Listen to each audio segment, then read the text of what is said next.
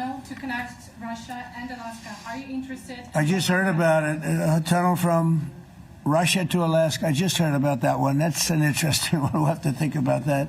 I hadn't heard that. We just did a nice road in Alaska that's going to get us to a lot of minerals, and we have a piece of it, a good piece of the ownership because of the fact we made it possible. But this came up yesterday, a tunnel from Russia to Alaska. That's an interesting. What do you think of that, Mr. President? Do you have any ideas? How do you like that idea? I'm not happy with this. I don't think you're going to like it. I don't think you liked it. I don't think you liked it. This is my video update on this Saturday afternoon, October the 18th. Coming to you from Nicosia, Cyprus. Let's talk about some news. And let's start things off with something a bit more light. That's how we'll start off today's video, with something funny that happened yesterday in the White House as Trump was meeting with Zelensky, and he brought up the Alaska Russia, the U.S. Russia tunnel proposal that Dmitriev made via X. So Dmitriev, who's the head of Russia's foreign investment fund, like the Foreign Investment Initiative, he was the Kremlin official who was working a lot with Steve Witkoff, right? Anyway, and continues to work with Steve Witkoff on investments between the United States and Russia if there's going to be some sort of a deal or normalization in relations. Anyway, Dmitriev, he posted on X his idea, which is not a new idea, for a tunnel to be constructed connecting Russia and the United States, right? And I believe a 70-mile tunnel from end to end. And he posted this on X, and he even suggested that Elon Musk contribute to the construction of this tunnel.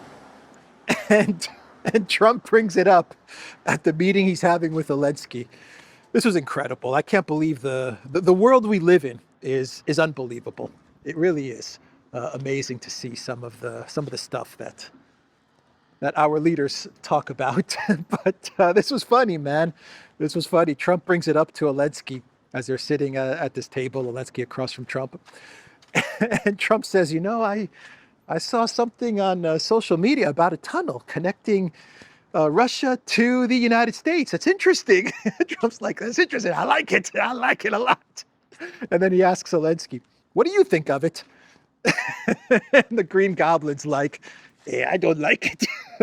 Connecting United States and Russia, I don't like it. He said it's not a good idea. I think that's a direct quote. But man, was that funny. That was just, oh man, that was a funny exchange.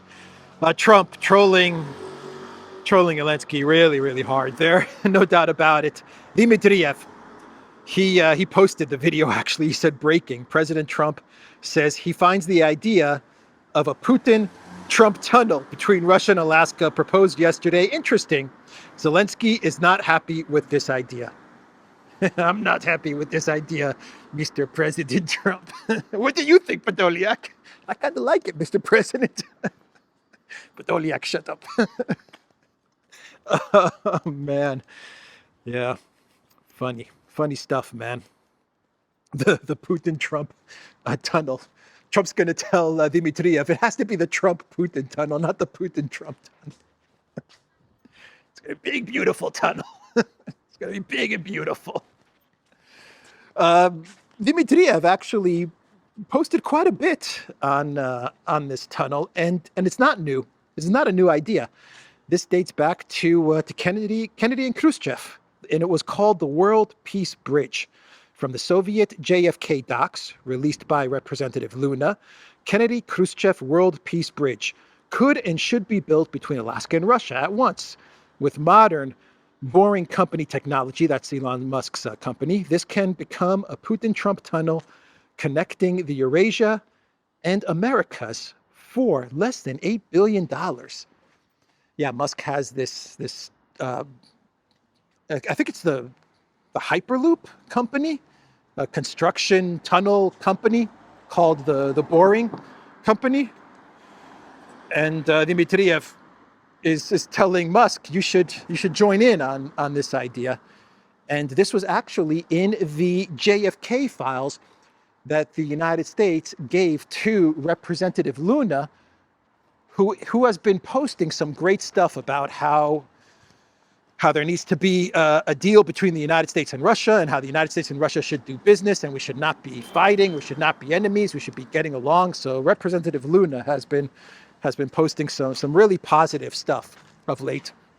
And this was in the JFK documents that were handed over to her office. And it talks about the Kennedy Khrushchev World Peace Bridge. And Dmitriev posts about this a couple of days or a day before Trump is meeting with Zelensky. And Trump liked it. He liked the idea. Zelensky, not so much. I don't really like that idea. And he even has a diagram of the tunnel. Imagine connecting the US and Russia. This is at Elon Musk. He's directing this at Elon Musk. Dmitriev, imagine connecting the US and Russia, the Americas, and the Afro-Eurasia with the Putin-Trump tunnel, a 70-mile link symbolizing unity. Traditional costs are $65 billion plus, but at Boring Company's tech could reduce it to less than $8 billion. Let's build a future together. Yeah, and the tunnel goes through the Bering Strait. 70 miles from end to end. For only $8 billion. Zelensky could finance it. That's what Trump should have asked Zelensky. Trump should have asked Zelensky, it's only going to cost $8 billion. Why don't you finance the tunnel? Anyway, so let's talk about the meeting between Trump and the man in black, because Zelensky, he wore not a tie, but he came very close, an all black suit to meet with Trump. By the way, Hegseth, the director of war, he wore a red, white, and blue tie to the meeting, of course, for the United States, right? But it could also be seen as the colors of Russia, right?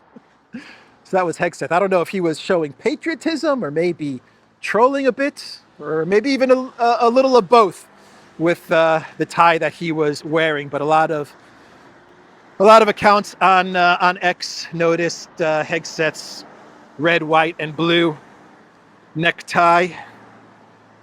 So the big news from the meeting between Trump and the man in black, Zelensky, he told Zelensky, no Tomahawks, Trump. That is what Trump said. No Tomahawks for now. And according to Axios, their reports were that this was a very difficult meeting for Zelensky. It was a very difficult meeting for him to listen to Trump tell him that he's not going to be getting the Tomahawk missiles, and Trump telling him that he will be discussing a lot of this with Putin in Budapest. That's like a double whammy for Zelensky. Not only is Trump going to be meeting with Putin in a couple of weeks, but they're going to be meeting with Orban there in Budapest. It's like his worst nightmare, Zelensky's worst nightmare. Trump meeting Putin with Orban in Budapest. It doesn't get any worse for him than no Tomahawks. So yeah, that was the big news for now. Trump can always change his mind, right? He can always flip-flop from day to day, and he may decide to give Tomahawks, or may threaten giving Tomahawks tomorrow, or may not. He's all over the place. But for now, at least for the next 2 weeks, it does look like we're not going to have any long-range missile Tomahawk talk. And Zelensky offered a deal to Trump. This was actually kind of funny as well. Even Vance and Trump even laughed at this offer from Zelensky. He told them that in exchange for Tomahawks, he will give the United States drones. And the drone technology, by the way, also the technology. Don't forget about the technology and the training. So his offer to the United States, get this, is you give me Tomahawk missiles and I'll give you drones. It's a good deal, Mr. Trump. I give you this little drone, you give me that big, expensive Tomahawk. And the video shows Trump looking at Vance, and they're kind of laughing at the offer that he made them. They're like, yeah, right, okay. A drone for a Tomahawk. Okay, that's a good deal right there. So yeah, that was the offer that he made to them. But he spoke to the media yesterday, to the very friendly Collective West media. Zelensky, the media loves him. The Collective West media, they love the Green Goblin. What's not to like, right? Comedian, puppet comedian, actor turned president who can dance in high heels. The media loves Zelensky, man. They love the guy. And they asked him about the Tomahawks. Are you optimistic that you're going to get the Tomahawks? Are you pessimistic? And his answer to the media was, I'm realistic, he said, which is basically him telling the media, no, I'm not going to be getting the Tomahawks, at least not yet, at least not for the next 2 weeks.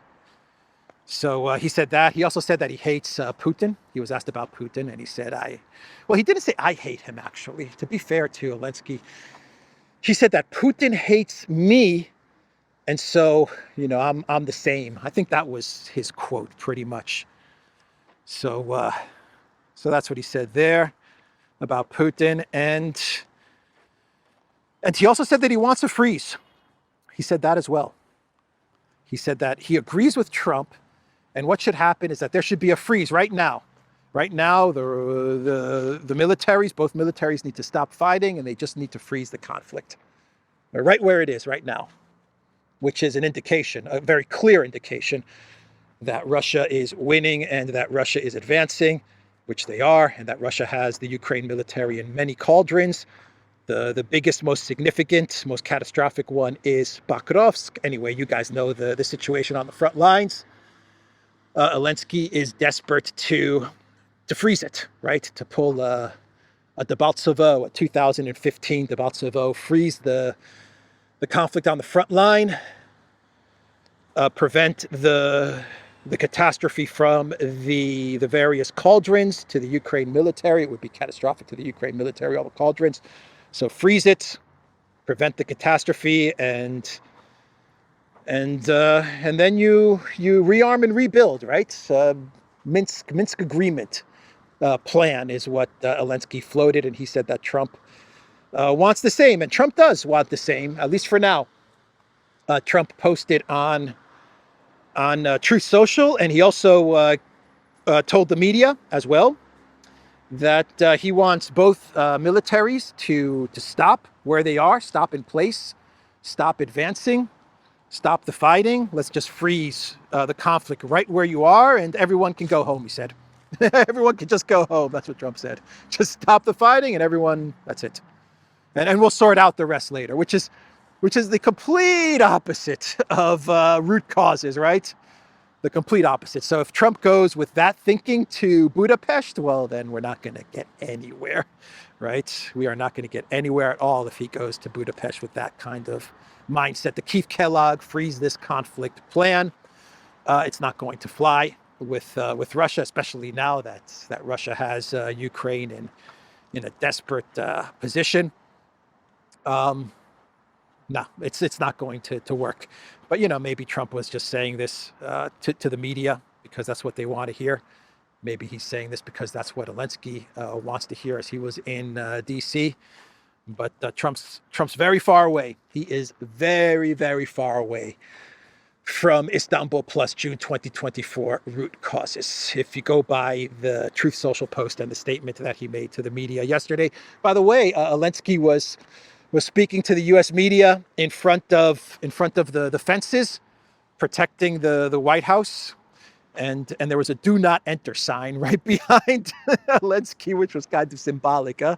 You have these fences behind him, and then you have a "Do not enter," and he's speaking to the media in that area. Very interesting location for him to give his outdoor DC press conference. So Axios also ran an article saying that Trump says he wants to end the Ukraine war without sending Tomahawk missiles. Well, you can do that with root causes June 2024. It's that simple. If that's really your goal, if that really is what you want to do, well, then all you have to do is accept June 2024, which is amazingly still on the table. Putin's root causes deal is still on the freaking table. Trump should accept it. And I imagine Orban is going to tell Trump to accept that deal. You're not going to get a better offer than June 2024 root causes. But we'll wait and see. We've got 2 weeks ahead of us. So the first thing that Zelensky did after the meeting with Trump, which did not go well, it wasn't the embarrassment, the S show that the meeting in the Oval Office where Trump and Vance, they got into the fight with Zelensky. It wasn't at that level. It was more of Trump kind of trolling Zelensky a bit, and just no progress on the Tomahawks, right? That was basically the outcome of his trip to DC. He had a lot of high hopes, a lot of high expectations that he was going to get the Tomahawks and that Trump was going to commit to Project Ukraine, fully commit to it, fully commit to the Europeans and sanctions against Russia and escalation with Russia. That was the expectation. But the minute Zelensky got off the plane, he heard about the Trump-Putin phone call, and then he got the news about Orban mediating and taking place in Budapest.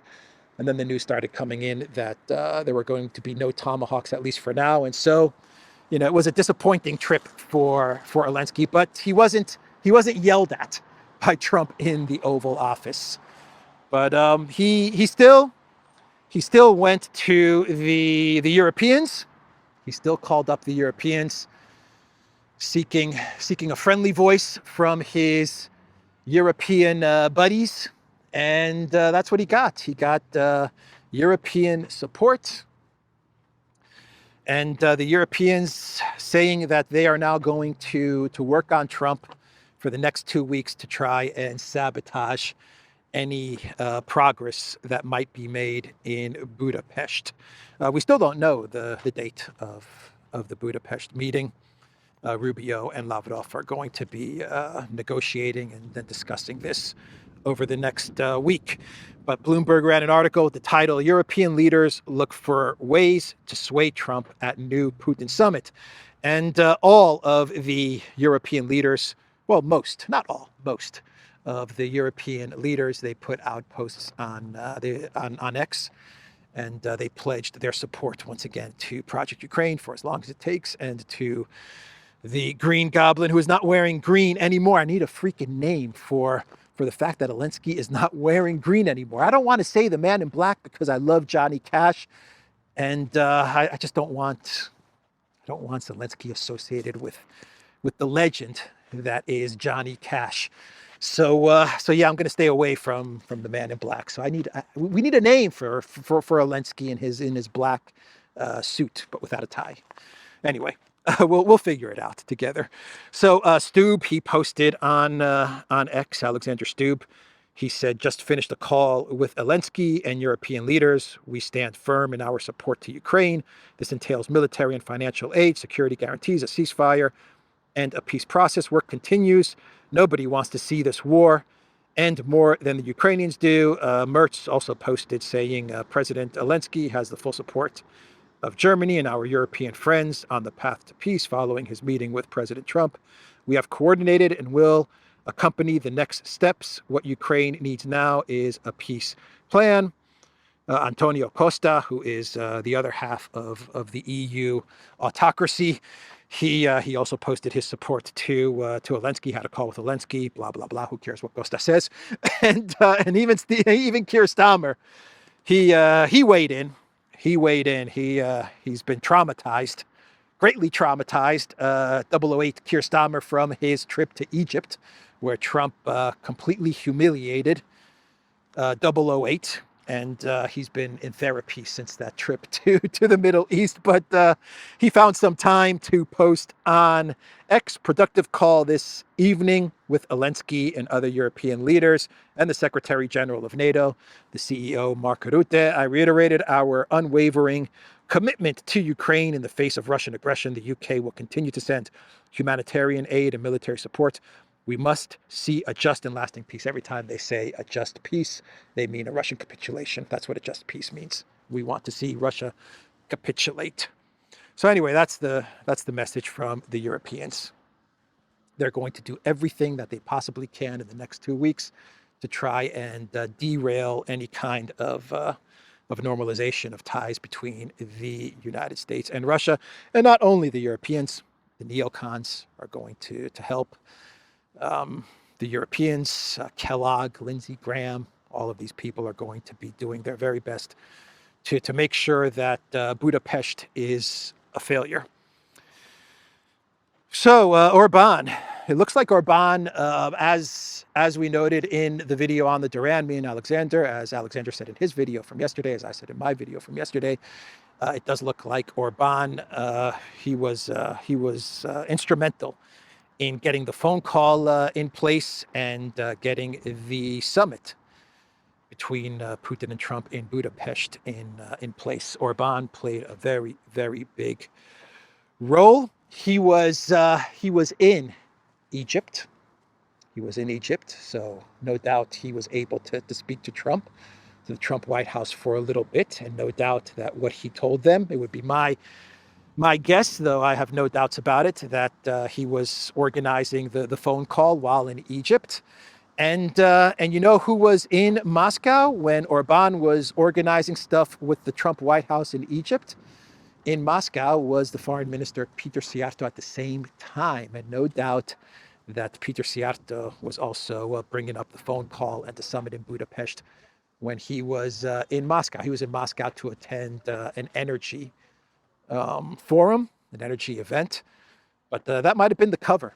You know, come to Moscow, we'll say that you're attending an energy summit, you'll give a speech, make some statements, but we'll also use the event to get you here in Moscow so we can speak face to face and coordinate next steps in a phone call and in an eventual summit with the United States in Budapest.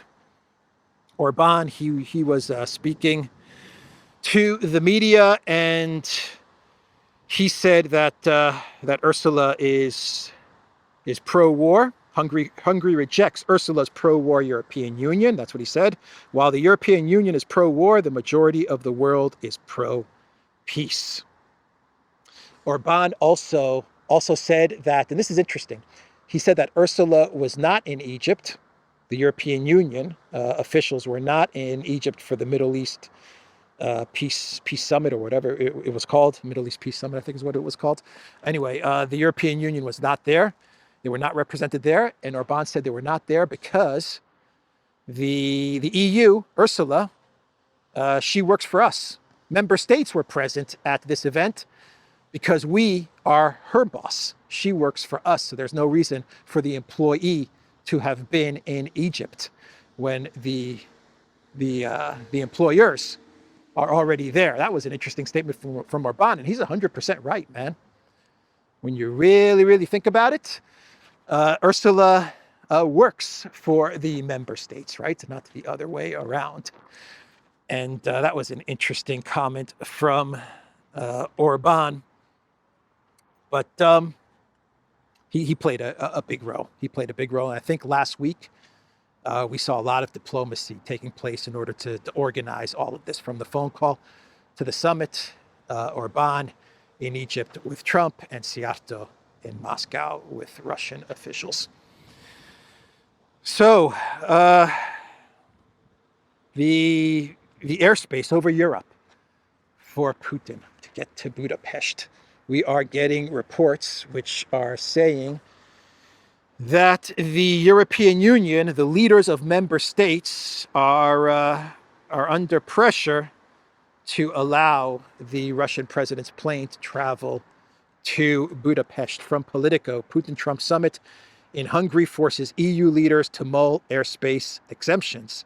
A ban on Russian overflights of European nations complicates Budapest meeting plans. In this article, Politico reports that the European Union is basically sending the message that while they have a ban on Russian flights over EU territory, as Ursula calls it, it is up to the member states to decide if they want an exemption for Putin's plane. So it looks like the EU is under a lot of pressure, I imagine, from the United States, from the Trump White House. They're throwing it on the member states. That's how it looks. And they're saying, you know what, if the member states, the individual member states, want to carve out an exception this time around for Putin's plane, then that's up to them. So that's what Politico is reporting. We also have the report that, also from Politico, that the European Union is very, very close to seizing the 140 billion in Russian assets. 140 billion. It used to be 300 billion, but now it's 140 billion. Anyway, Politico is reporting that the EU is very, very close to seize, not freeze, that money. And they're also looking for an additional 25 billion to give to Ukraine. Now, take a guess where the 25 billion that they're looking for is going to come from. It is going to come from private bank account holders. You know, it's interesting. Politico, in this article, they didn't specifically say private bank accounts of Russian nationals or Russian citizens. They didn't specifically say that in their article about this 25 billion. They just mentioned private bank account holders is where the EU is looking to get the additional 25 billion that they would like to send over to Ukraine. So we're looking at 140 billion that they're very close to taking. And this is going to be part of their reparations loan, right? Their IOUs, reparation loans. But an additional 25 billion lies in private bank accounts across the bloc. And the EU executive wants to discuss using those funds to issue loans to Kiev as well. It should be considered whether the reparations loan initiative could be extended to other immobilized assets with the EU, reads the document which the Commission circulated to EU capitals ahead of a Friday ambassadorial meeting on the topic. Basically, the European Union is now talking about going into the bank accounts of people in the EU and just taking money. That's what they're talking about. And yeah, today it's Russia because of the Russia-Ukraine conflict, and it's going to be part of the reparations loan. That's what they're saying today. But if something like this gets passed, if something like this is accepted, and if the member states accept something like this, Brussels going into the bank accounts in their countries, and just taking money from bank account holders, private citizens, bank account holders in the EU, if they accept this, then man, we are in deep poo-poo. Everyone in Europe is screwed. Everyone in the EU is in big trouble if something like this is normalized and accepted. Oh man. Anyway, we have that bit of news as well. And finally, almost finally, before we get to our clown world, almost finally, let's do two more news topics. We can talk about a Nord Stream update, another Nord Stream update, because a court in Poland, they blocked the extradition of Vlad Z, the Ukrainian suspect in the Nord Stream pipeline sabotage. Vlad Z. Yeah, Vlad Z.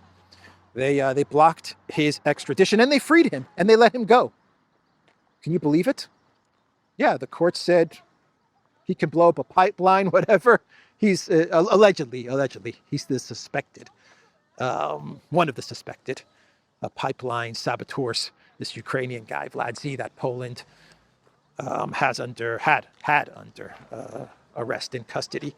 Anyway, the court is saying he can be let go, no problem. And here's the decision from the Polish judge: blowing up critical infrastructure during a war, during a just defensive war, is not sabotage, but denotes a military action. Judge Dariusz Lubaski said these actions were not illegal. On the contrary, they were justified, rational, and just. And Donald Tusk, after learning about this decision from the court in Poland, posted, Polish court denied extradition to Germany of a Ukrainian national suspected of blowing up Nord Stream 2 and released him from custody, and rightly so. The case is closed. How about that, man? The case is closed. How convenient for the people, the person, the country that blew up Nord Stream. How convenient for Poland, for Italy. Italy did the same thing. Italy also refused to extradite Sergei K., who they have in custody, who is the other Ukrainian Nord Stream saboteur suspect, allegedly. Sergei K., so Vlad Z, free. Sergei K. in Italy will not be extradited to Germany. How convenient for Poland, for Italy, for the country or the people that blew up Nord Stream, Gilligan, Marianne, the professor, the skipper, and how convenient for the German investigators, huh? I've been saying for a couple of videos now that the German investigators, let's be honest, they were half-assing this investigation into Nord Stream, right? We're about, what, 4 years into the Nord Stream pipeline bombing, and Germany's going slowly, those German investigators. And in my opinion, they didn't seem too interested, too eager to really get to the bottom of Nord Stream, right? But, now the case is closed. So the German investigators, they can just say, you know what? Poland's not extraditing Vlad Z. Italy's not extraditing Sergei K. Our two main suspects. Damn it. We just can't really go anywhere with this, can we now? Dead end. Case closed for the German investigators. Man, Peter Szijjártó did not like this. And he posted on X, the foreign minister of Hungary, scandalous. According to Poland, if you don't like an infrastructure in Europe, you can blow it up. With this, they gave advance permission to terrorist attacks in Europe. Poland has not only released, but is celebrating a terrorist. This is what European rule of law has come to. He's exactly right, man. This is going to be a horrific precedent set by Europe. A horrific precedent is being set by the EU. So you can go after infrastructure if you consider it part of a just war, right? Is that those are the rules now? You know, the whole rules-based order. Is this part of it? Is this part of the rules-based handbook? Is this in there? If you consider this infrastructure as part of a conflict and you want a just resolution to that conflict, then that infrastructure is fair game. That's a terrible, terrible precedent that is being set by the Polish court. Radoslaw Sikorski, he replied to Peter Szijjártó, and he said, "No, Peter, when a foreign aggressor is bombing your country, you may legitimately strike by sabotaging the aggressor's ability to finance the war. It's called self-defense." Man, Sikorski is so wrong about this, man. He is so wrong about this. You see why people are worried about Putin traveling to Hungary? That is how panicky, how crazy the Europeans have become over Project Ukraine. That they're actually now trying to justify the blowing up of a pipeline that was critical for Germany, man. Russia's just redirected that stuff to China, right? For Russia, it's like, okay, you blew up Nord Stream. Well, we'll just redirect all of that natural gas to China, power of Siberia too. But Germany's just getting hammered, man. German industry is just collapsing from Nord Stream. Anyway, they're really losing their minds in Europe over Project Ukraine. And let's do one more story on Epstein. Prince Andrew and Epstein, huh? Prince Andrew stripped of titles over allegations tied to Epstein. In a new book, one of Epstein's victims wrote a lurid account of what she said was abuse by Andrew, a younger brother of King Charles III. Yeah, so no more titles for Andrew. He's been stripped of his titles. What was he, Duke of York or something? Anyway, he's been stripped of those titles. And emails have now been revealed, which show that Andrew was in constant contact with Epstein, even after his disastrous interview with, was that with the BBC? That interview where he was sweating a lot and he was basically giving an account of his relationship with Epstein and making it as if he really didn't have that good of a relationship or that close of a relationship with Epstein. Anyway, after that disastrous interview, Andrew made it sound as if, you know, he doesn't have any contact with Epstein, or he didn't have any contact with Epstein after the arrests and everything went down. And now, according to some emails that have been released, it looks like Andrew was not telling the truth. According to the Times, the email said, "It would seem we are in this together, and I will have to rise above it. Otherwise, keep in touch." The prince also allegedly wrote, "We'll play some more soon," seemingly a sickening nod to his use of the pedo's services. Prince Andrew's email to Jeffrey Epstein revealed shocking details. And that's just one email. My understanding of this is there are a lot more emails to be released that are a lot more damaging to Andrew. But he actually said in the one email that has been released, allegedly, he said that we're in this together. This is after all this stuff was coming out and whatever was going on. Andrew said, "Bro, we're in this together, and then we're going to play again soon in the future." So anyway, this is a developing story with Prince Andrew. So I thought I would mention it. And let's do a clown world, and we can wrap this video up. And yesterday, when Zelensky arrived in D.C., he was greeted not by any very high top level officials, not the Secretary of State, not the Vice President, definitely not the President, but at the airport, he was greeted by the person that greets everybody. She greets everybody when they come to the White House. I don't know her name. I don't even know her position, to be quite honest. But she was the one that greeted Zelensky at the airport, and pretty much no one else. Yermak was there. Hey, Yermak, how you doing, my man? Yeah, he was there. And then there were some military officials, or some people say airplane pilots. I don't know. I can't confirm any of this. Maybe they were military officials, maybe they were pilots. But Zelensky got off the plane, and pretty much no one was really there to greet him. He was not greeted, not welcomed to the United States as this big important president of a big important country, right? Very, very low profile welcoming of Zelensky to the United States. There's a lot of rumors about some of the people that greeted Zelensky, but I won't get into that because I just can't confirm some of these rumors about a couple of the people who were on the tarmac. Anyway, Die Welt has an article saying at least Zelensky was allowed to stay overnight at the Blair House. Tomahawks yes, tomahawks no. Donald Trump is doing what he does best and sending ambiguous signals to Ukraine.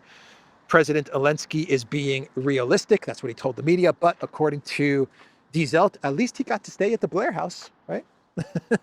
At least he got to stay at the Blair House, Zelensky. Where did Podolyak stay? Right? That's what people really care about. Who cares where Zelensky stayed? Everyone wants to know, where did Podolyak stay? Anyway, that's the video. ETHEREUM.locals.com. We're on X, we're on Rumble, we're on Telegram. Like this video, subscribe to this channel. I'm never going to remember to say that in the beginning, am I? Never. Anyway, I'll try next time. And go to the Durant shop, pick up some merch. I will see everyone tomorrow. Take care.